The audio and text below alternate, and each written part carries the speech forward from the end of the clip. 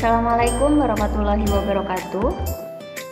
Hari ini kita akan membahas mengenai pertemuan kedua di mata pelajaran Teknologi Layanan Jaringan, yaitu tentang standar komunikasi data.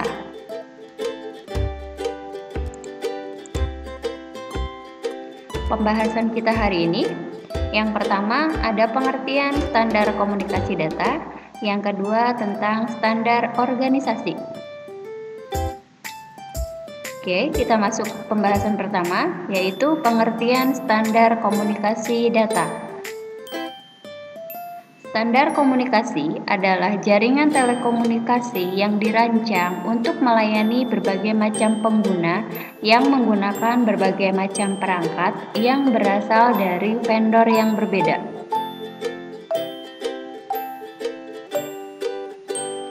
Pembahasan yang kedua yaitu tentang standar organisasi. Standar organisasi di sini yang dimaksud adalah organisasi-organisasi yang menaungi perkembangan internet. Ada beberapa macam standar organisasi yang akan kita bahas.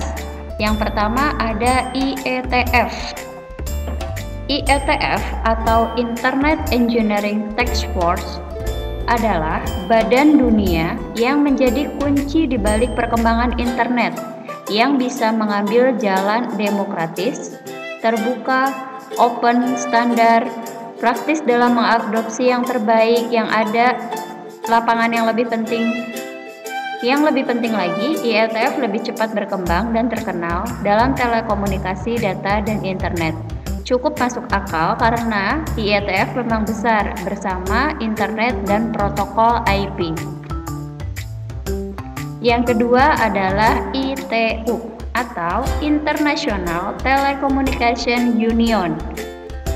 International Telecommunication Union merupakan tempat berkumpulnya para regulator telekomunikasi dan operator telekomunikasi termasuk Telkom, Telkomsel, dan Indosat yang secara tradisional akan memilih jalur formal resmi dan sangat top-down.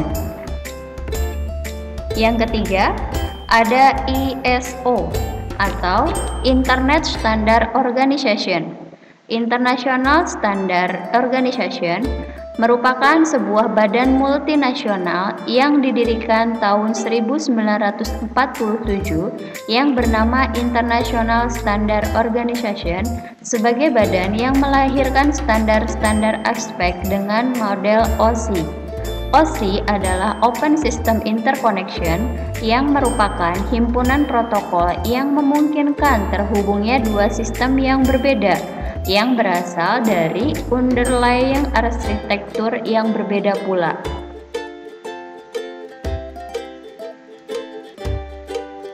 Kemudian, standar organisasi yang keempat adalah ANSI. ANSI adalah American National Standard Institute. American National Standard Institute merupakan sebuah kelompok yang mendefinisikan standar Amerika Serikat untuk industri pemrosesan informasi. ANSI berpartisipasi dalam mendefinisikan standar protokol jaringan dan merepresentasikan Amerika Serikat dalam hubungannya dengan badan-badan penentu standar internasional lain. Misalnya ISO. ANSI adalah organisasi sukarela yang terdiri dari anggota dari sektor usaha pemerintah dan lain-lain yang mengkoordinasikan aktivitas yang berhubungan dengan standar dan memperkuat posisi Amerika Serikat dalam organisasi standar nasional. ANSI membantu dalam hal komunikasi dan jaringan. ANSI adalah anggota dari IEC dan ISO. Kemudian, yang kelima adalah EIA, Electronic Industry Association. Electronic Industries Association merupakan organisasi perusahaan elektronik nasional Amerika Serikat dan anggota Asosiasi Dagang ANSI. Komite TR30 bertanggung jawab untuk pengembangan dan perawatan standar industri untuk antarmuka antara peralatan pemrosesan data dan komunikasi data. Ini termasuk antarmuka satu lapis, antarmuka antara mesin pengguna dengan modem, konverter sinyal, kualitas pada antarmuka, dan kecepatan pensinyalan. Komputer ini bertanggung jawab untuk pengembangan antarmuka yang merupakan standar industri sekarang ini.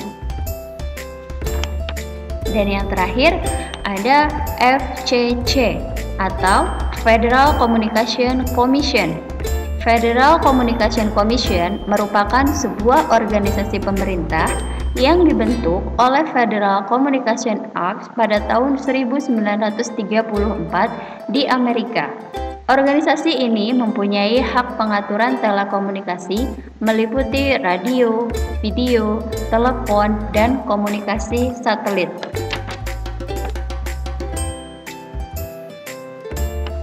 Demikian materi untuk hari ini mengenai standar komunikasi data dan standar organisasi untuk proses komunikasi data.